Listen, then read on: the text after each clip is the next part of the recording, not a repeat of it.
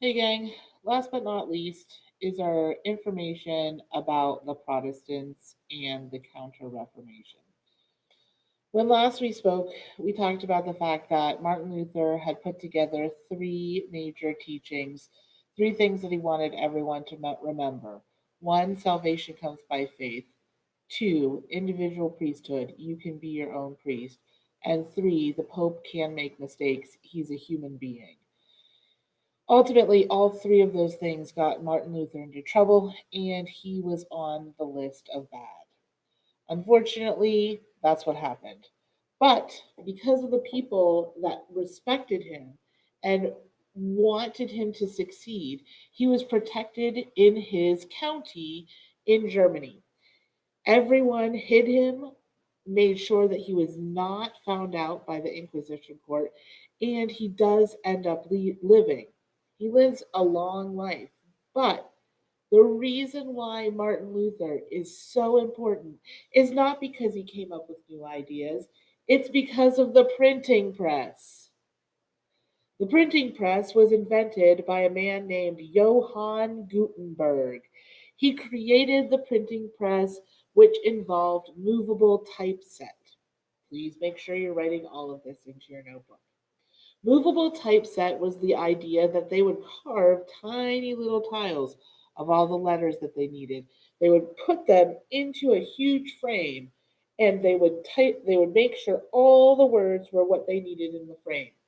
Everything had to be aligned backwards because when they inked the paper, put the paper down, and pulled the paper off, if it wasn't backwards, then this was going to be backwards.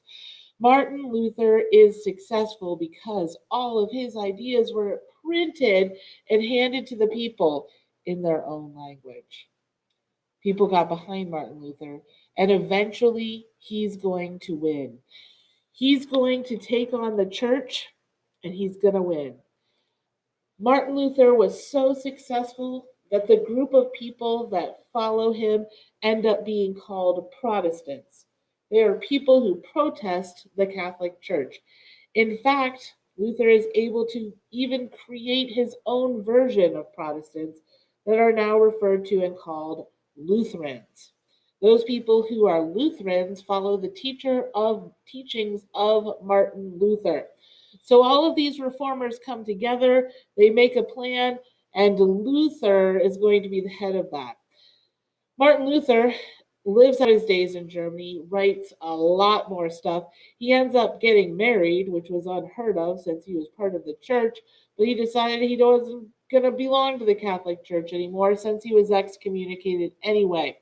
So, as a priest and as a monk, he gets married. He has several kids. He lives out a very full life, and he changes the way that we see religion.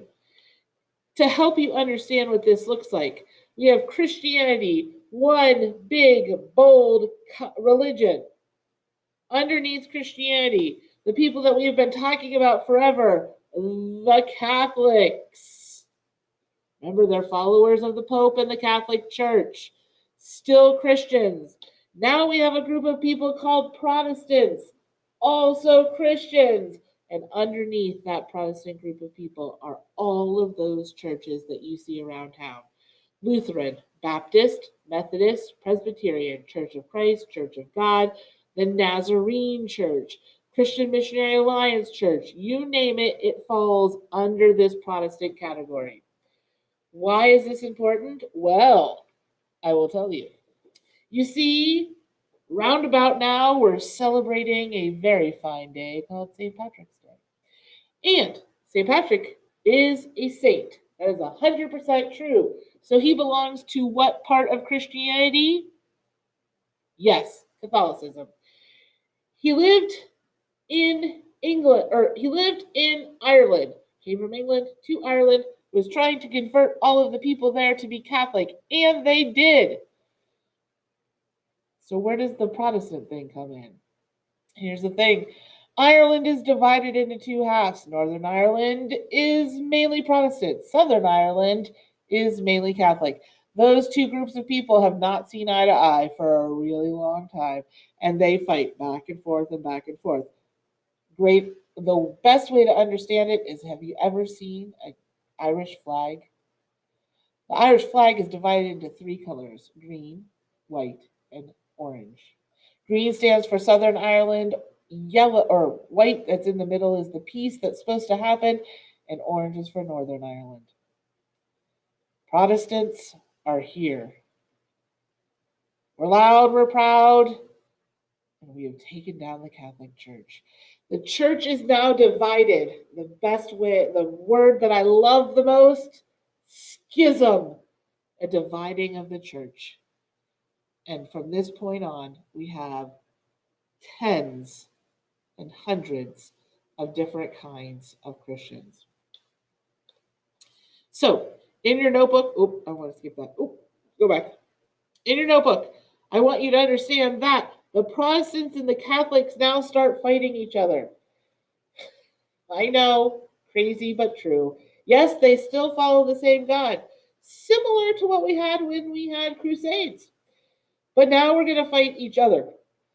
Germany is torn apart because of this divide. Half of Germany remains Protestant, half of them remain Catholic, and they go back and forth. The church continues to promote religious wars to convert as many Protestant countries as possible.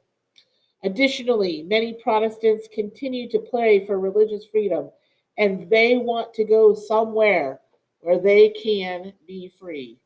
Hmm. People going on a religious journey to somewhere to be free. Bring us your tired, your poor, your suffering masses.